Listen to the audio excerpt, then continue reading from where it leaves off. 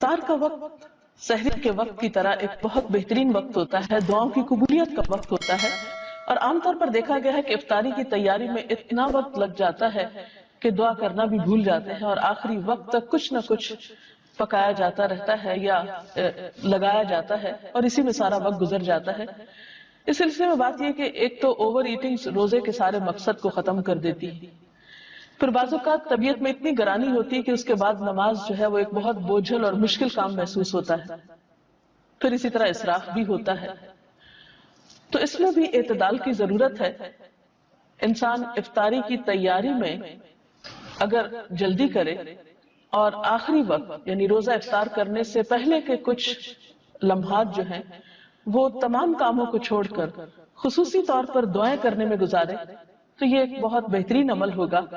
ہم میں سے ہر شخص محتاج ہے، ہر شخص کسی نہ کسی مشکل کا شکار ہے۔ ہم بعض اوقات دوسروں سے کہتے ہیں کہ آپ ہمارے لیے دعا کریں، وہ بھی ایک اچھی بات ہے، کروا سکتے ہیں دوسروں سے دعا، لیکن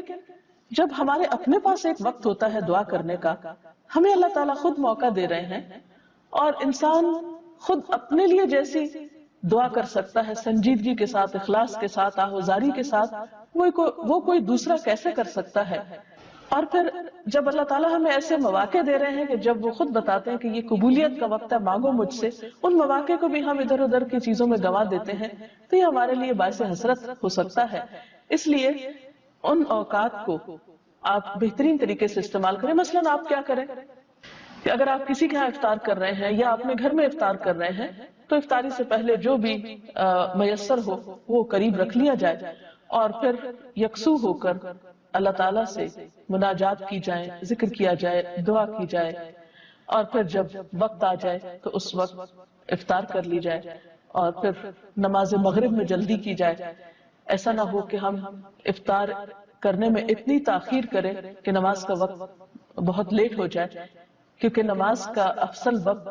زیادہ بہتر ہے نماز کی ادائیگی کے لیے اجر و ثواب کے اعتبار سے، تو اس کا اہتمام بھی رہے۔ اور پھر بعد میں اگر کھانا کھا رہے ہیں تو اتنا زیادہ پیٹ بھر کے کھانا نہ کھائیں کہ عشاء کی نماز اور تراویح میں مشکل ہو، تو ان چند باتوں کا دھیان رکھنا بے حد ضروری ہے۔